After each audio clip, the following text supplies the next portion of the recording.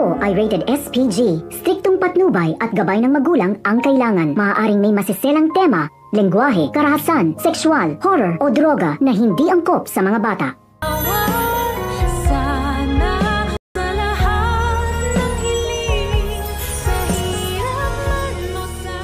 Dito na nga magsisimula ang pagiging sunod-sunuran ni Lynette kay Doc Carlos, at ang mga pagtatakip ng mga ginagawa sa kanya ni Doc Carlos kapag sila ay nag-aaway.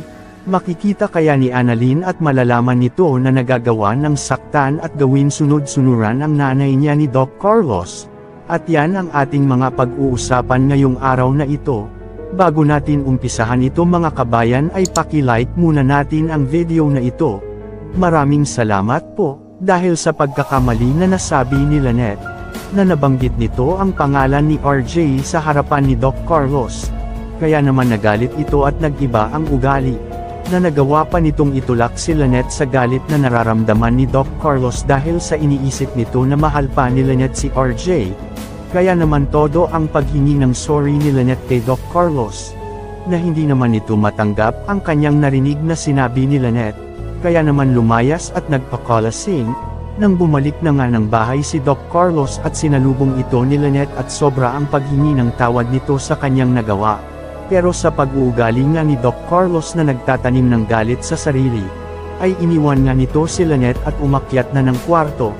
Nang magkausap nga sila Don Pepe at Giselle, na nalaman nila na si Mr. Soler pala ang dating inayawan ni Giselle na maglagay ng product ni Mr. Soler noon, na iniisip nila Don Pepe at Giselle na baka daw naghihiganti sa kanila kaya binili nito ang Apex, na dating naman ni RJ at sinabi nito kila Giselle na muli siyang magbabalik sa pag-aaral at maging doktor ulit.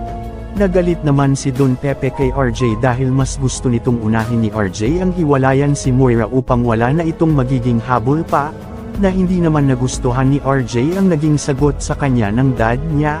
Kaya naman umalis na lang ito at iniwan sila Giselle at Don Pepe.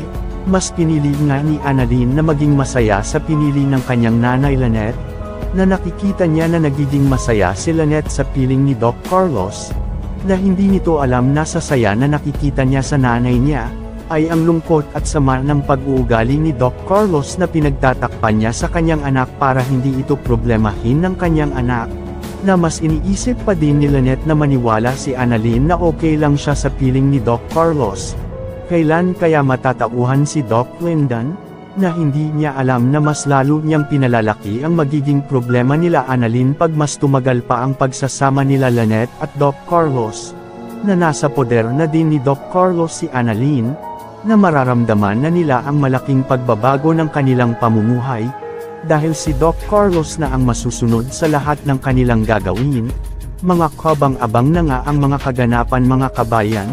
Bago ang lahat, huwag po natin kalimutan na i-subscribe, like at i-click ang notification bell para lagi kayong update sa mga susunod ko pang mga video upload.